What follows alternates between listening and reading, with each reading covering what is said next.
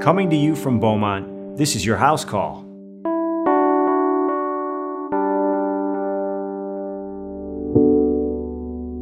There's an epidemic happening, and the ones who seem to be targeted most aggressively are teens and young adults.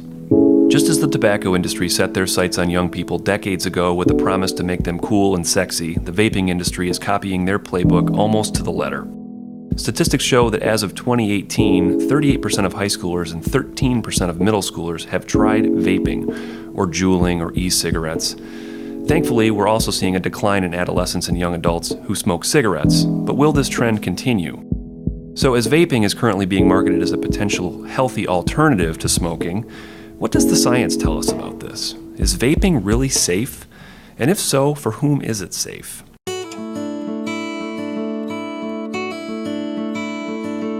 Hello and welcome to the Beaumont HouseCall podcast. I'm Dr. Nick Gilpin, and my goal is to help you and your family live a smarter, healthier life. Today's podcast is all about vaping, juuling, and e-cigarette use, and we're very fortunate to have an outstanding guest on the podcast. That's Dr. Rita Patel. Dr. Patel is a graduate of Harvard Medical School, and she completed her pediatrics training at Boston Children's and Duke University. She also completed a preventative medicine fellowship at the University of North Carolina. Dr. Patel now practices pediatrics at Beaumont, and she has taken a special interest in vaping from a public health standpoint. We're going to get into the gory details of vaping and e-cigarette use, specifically going into what is vaping and juuling, and how is it different from combustible cigarettes. Next, we'll talk about the scope of the vaping epidemic and why vaping doesn't appear to be going anywhere anytime soon. And we'll also discuss what parents, teachers, and people in the community should know about vaping and e-cigarette use. And lastly, we'll get into some strategies to keep young people away from vaping. And with that, I will welcome Dr. Patel to the podcast. Thank you. Thank you for coming, yeah. So let's start the conversation for the lay person out there listening who doesn't know. Tell me what vaping and juuling is, and how are these e-cigarette devices different from what we would consider conventional cigarettes? Yeah, so vaping basically refers to any electronic device in which you can put a liquid, which is vaporized, and then the person can inhale it. So whatever you vape is kind of whatever you put in there. So there's different types of vaping liquids. There's some that contain nicotine, some that actually don't contain nicotine. A lot of them contain flavorings, other preservatives. But basically anything that's put into that chamber is aerosolized and then inhaled. And they call them a lot of different things. Some people call them e-cigarettes. Some people call them mods or tanks. Those kind of refer to the ones where you can personalize them and sort of put different features in so that you can change how long the inhale is. And then juuls, as you referred to, is kind of the newest one. And those are the ones that look kind of like flash drives and have really taken the teens by storm. You keyed in on that right away, and that's one of the things that I want to talk about is these devices don't look like cigarettes, right? Therein kind of lies the danger. I mean, they look like tech. So that makes it much easier for young people. Well, maybe it attracts young people to them, but it also makes it easier for young people to kind of smuggle these things around without anybody knowing about it, right? Yeah, absolutely. The first e-cigarettes really actually looked just like cigarettes. They kind of had the same shape. They even had LED lights at the end that simulated, the lighted end. But the newer ones, as you said, are much, sleeker and appeal to this young audience. There is some schools now that are actually just banning all flash drives because they just can't tell the difference between a Juul and a flash drive. Do most of these e-cigarettes, vaping devices, whatever, do most of them contain nicotine? The vast majority do. You can get nicotine-free ones, but the vast majority do. They contain, most of them, sort of between 36 to about 50 milligrams of nicotine, which is a fair amount. So if you inhale the 30 milligram one, about 18 puffs is about the same as a cigarette. Okay. Yeah, I think I'd heard that somewhere that like one pod or whatever the quantity is approximately equal to about a pack of cigarettes? Yeah, if you do a whole pod, it's the same as about a pack. Okay. I mentioned in the lead that vaping is really starting to hit epidemic proportions among young people, but at the same time we're seeing a decline in people smoking conventional or combustible cigarettes.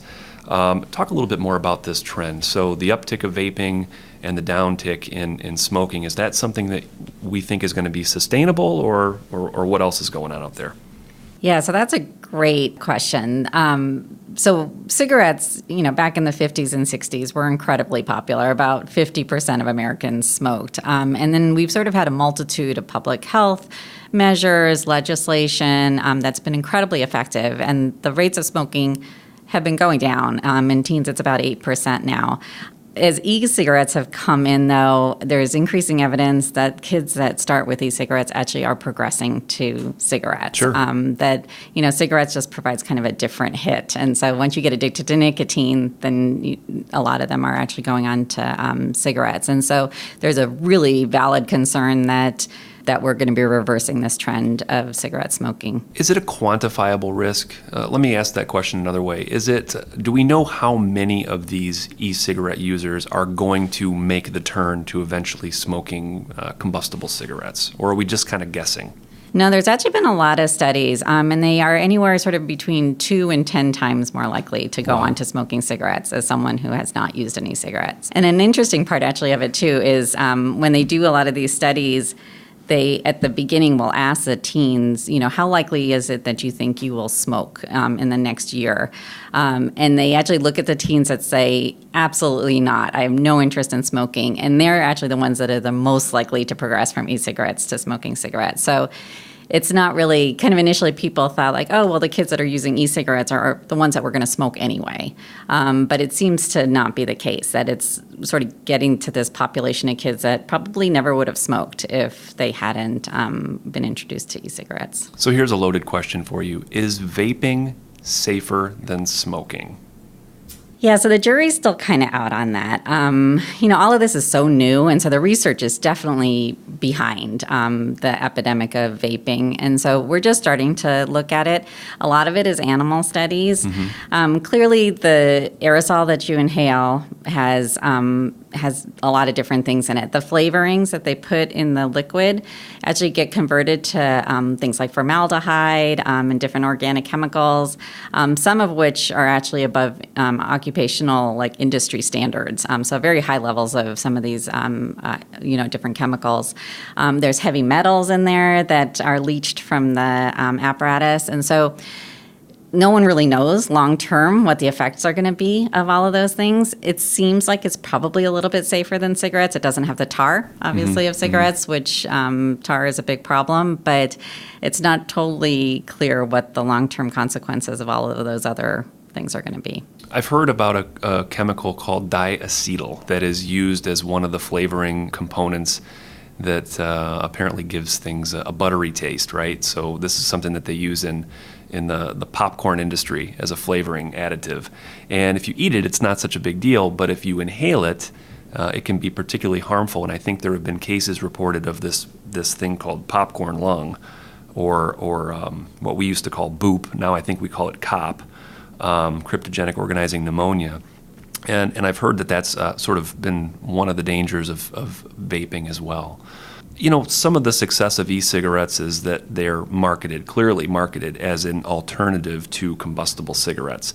And they're even marketed as a strategy to quit smoking. So I guess the follow-up question is, for someone who is currently smoking cigarettes, would it be fair to say that vaping might be a reasonable alternative for that person? There is some research looking at vaping as a way to quit smoking, and the results are kind of mixed. There was a fairly recent meta-analysis that looked at a bunch of different studies, and it was sort of half and half. Half showed that you were more likely to quit, half showed that you were actually less likely to quit if you used vaping as your method of quitting rather than something like a nicotine patch or nicotine gum. So it's not clear whether you'll actually be able to completely get off of nicotine if you use vaping. There are people that just continue to vape then for the rest of their lives. That's right. Just a new, their new way of getting nicotine. And that may be safer. As I said, we don't really know. Well, it's kind of a low bar, isn't it? I mean, everything is sort of safer than smoking combustible cigarettes, right? Yeah, absolutely. Can you talk about the effects of nicotine specifically? I mean, I'm going to use vaping and nicotine sort of, hand in hand here. Can you talk about the effects of nicotine on a young person's body and mind? Yeah, so that's so important because nicotine, if you look at it in adults, nicotine actually has some great effects. It increases your attention. It makes you more alert. There's a reason why people like it. And in kids, unfortunately, as their brains are still developing, it looks like nicotine actually changes the actual structure of their brain. It changes the receptors in their brain and actually makes them more likely to be addicted not only to nicotine, but to other substances. It just makes them have more of an addictive personality. Oh, interesting. And then it also has sort of long-term effects on attention. So in adults, it makes your attention better, but in kids, actually, it makes your attention worse long-term. So a lot of negative effects on the developing brain. The other negative effect is obviously teens and young women who are vaping while they're pregnant. A lot of negative effects on the fetus. So nicotine is just not a great thing for kids to have. And then the final thing actually is since these nicotine containing liquids are these awesome flavors like cotton candy and creamsicle, kids are actually drinking them. And so Wow. they just actually passed legislation in 2016 for child-proof caps, but there's still a lot of people that have the nicotine-containing liquids that don't have the child-proof caps. And it takes a teaspoon to kill a toddler of a lot of those liquids. And Wow. so there's already been 2 deaths that have been reported, and a lot of calls to the poison center, that when kids have drank their parents' nicotine liquid. What about cardiovascular impact? I know nicotine is very cardiovascular active in terms of what it does to the body. Are there any long-term effects or consequences on a young person's heart? Yeah, I don't think any research has actually been done on young people and their hearts. Their hearts tend to be pretty good and Sure. tolerant of a lot of insult. And so I would guess that it probably has more of an impact on an older person, but I don't think there's been any research done on young. What about, we worry about secondhand smoke, obviously, and people that smoke combustible cigarettes. Is there a secondhand vaping effect that we should be aware of? Absolutely. So the same chemicals, the same nicotine, the formaldehyde, those all the different metals that you inhale are also exhaled. And so people that are around you absolutely are exposed to the same things. And then a particularly concerning thing as a pediatrician is there's this issue of third-hand vapor where the vapor actually falls on surfaces and kids who, are constantly touching things and putting their hands in their mouth are actually getting, their hands in these nicotine-containing liquids that have deposited on the surface of things like the floor, tables, and then they put it in their mouth and they're exposed that way. So that's an important point that I want to pause on for just a second, because I think that a lot of young people out there who are vaping, who shouldn't be vaping, by the way, probably see this as a victimless crime, right? I mean, I'm doing this thing, it's not hurting anybody, what's the big deal? Not at all aware that their actions could be impacting others around them or impacting young people. That's a pretty scary thought. Yeah, absolutely. For parents, for teachers, for leaders, coaches, people in the community, the people that we trust our young people with, what should we be telling them about vaping? What's the message that we should be getting out to those folks? I think telling them early that this is not a safe thing to do is really important, because I think the industry has been very good at marketing to kids and making it seem very safe. And so telling them early that it's not is important. And really, they're starting in middle school. So we're talking elementary school is when you need to start bringing it up.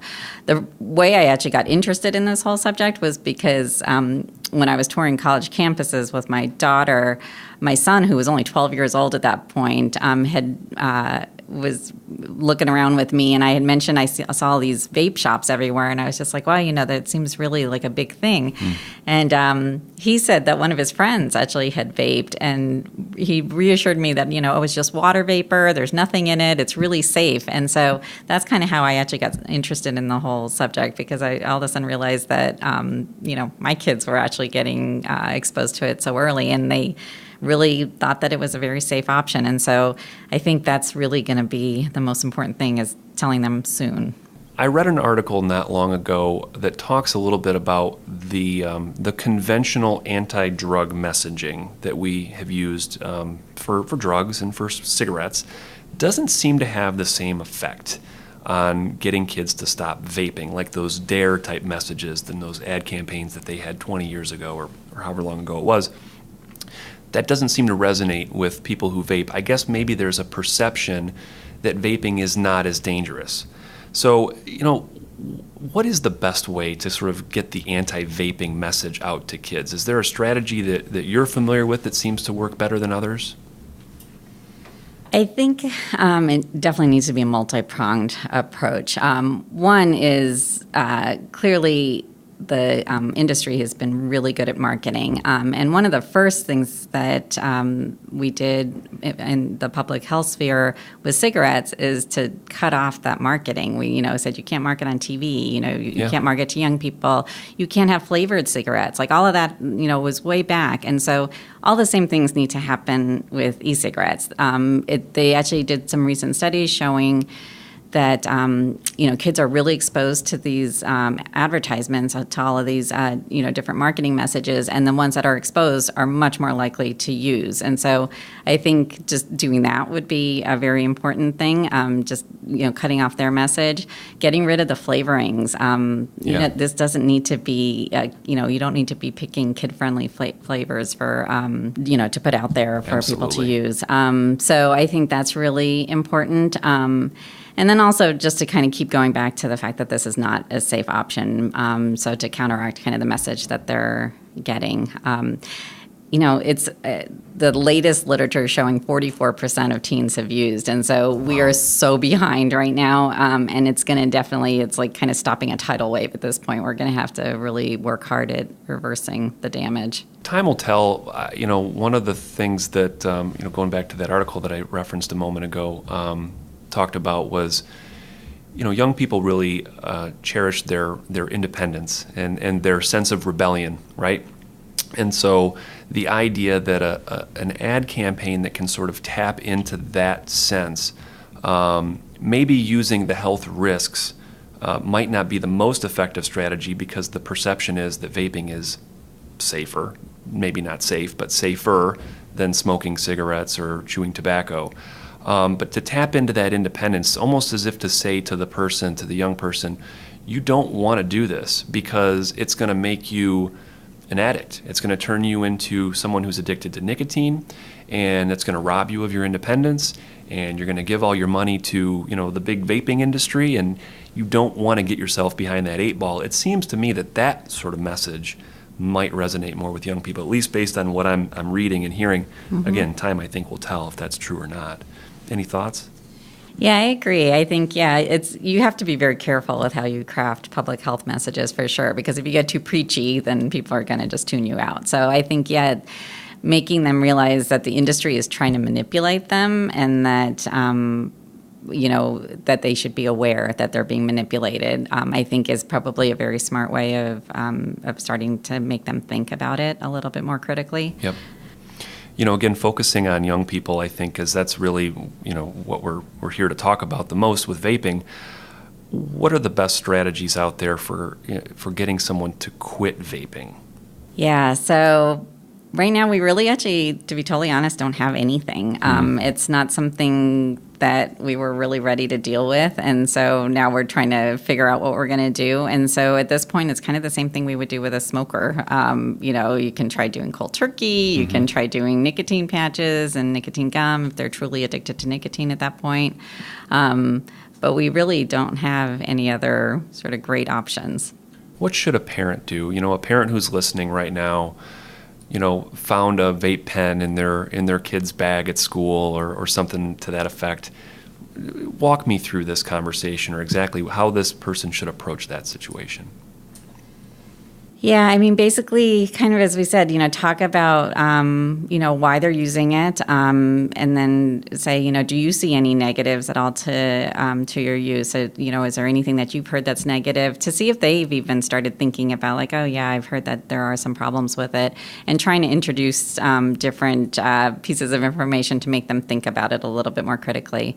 I think really the most important thing, though, is to preempt the finding the vape pen and try to talk to them before.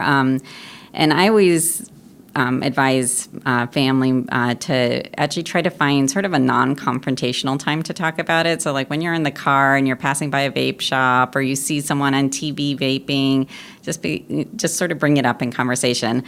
Teens tend to really shut down if you do the whole, okay, now we're going to talk about vaping. And so trying to make it just sort of part of everyday life, and so that they don't really start getting their defenses up and think you're trying to preach to them. Are there any red flags or warning signs that they should be on the lookout for if they suspect that maybe their kid is vaping and they don't know about it?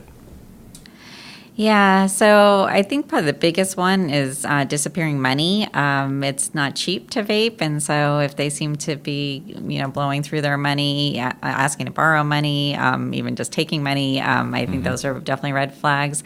If you can actually smell some of the flavorings on them, the cotton candy, which I know can be kind of subtle. Right.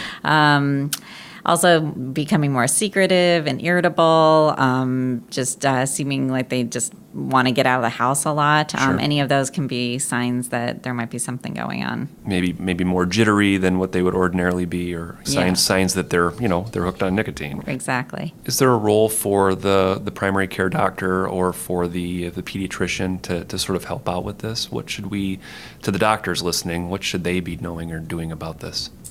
Yeah, so the AAP actually just came out with another policy statement about e-cigarettes, because that's definitely something they're worried about. And they advise all pediatricians to routinely screen. So just like we screen for cigarettes and alcohol. Yeah, we got to ask the questions. We got to ask, yeah. Mm-hmm. And then if they are using, then start talking about why you're worried about it, see kind of where they're at, if they are open to stopping. And if they're not really open, trying to get them closer to being open to stopping. Start talking to them about why you're worried about it. Great advice. That's about all the information we have time for today. I want to thank our guest, Dr. Rita Patel. Would you like to pass along any resources, websites, anything out there for people to get a little bit more knowledge on this?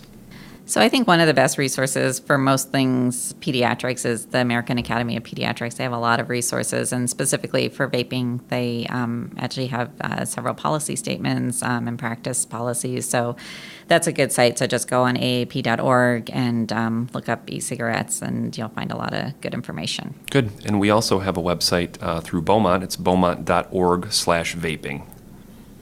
I also want to remind you to send along any questions or suggestions to podcast@beaumont.org. Dr. Shahjahan and I are always looking out for the best questions for a future mailbag episode. And we'll leave you today with this healthy thought. Vaping and e-cigarette use are on the rise, and an entire new generation of young people is getting hooked on nicotine-containing devices. So educate yourself on what vaping and juuling is. For people who smoke cigarettes, vaping may certainly be a better alternative, but for young developing minds and bodies, vaping is nothing but trouble. And perhaps the old cigarette ads promising that you'll be cooler and better looking if you smoke should now be replaced with other ads that say you'll be a whole lot better off if you don't get hooked on nicotine in the first place. Thank you. Continue your journey to living a smarter, healthier life. Visit beaumont.org/podcast to access information and resources related to today's podcast.